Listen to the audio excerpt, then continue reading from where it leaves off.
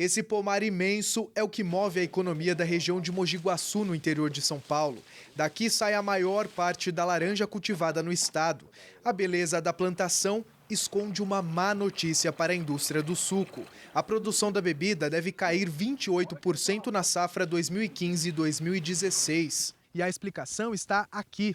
Segundo os especialistas do setor, a próxima colheita de laranja terá pelo menos 30 milhões de caixas a menos aqui no estado, o que impacta diretamente a produção de suco.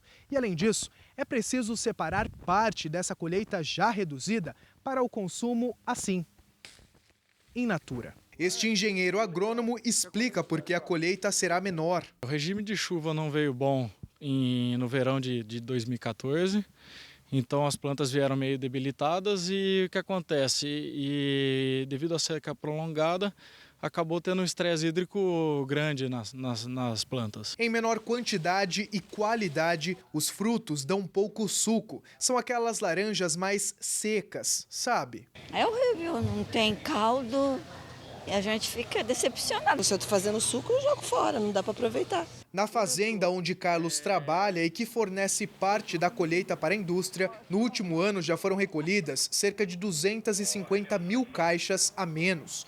Na fazenda vizinha, onde Aguinaldo cultiva a laranja, a perda foi de 45 mil caixas. E a expectativa não é de melhora, porque as árvores já não produzem como antigamente. Deu diferentes floradas no pomar, chegando a ter até 3 floradas na mesma árvore, 3 tipos de fruta, 3 tipos de colheita. Como a indústria ainda tem estoques, a situação atual só deve trazer algum reflexo para o consumidor no próximo semestre.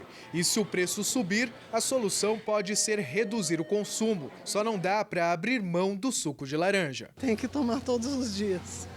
Todos os dias um suco faz bem.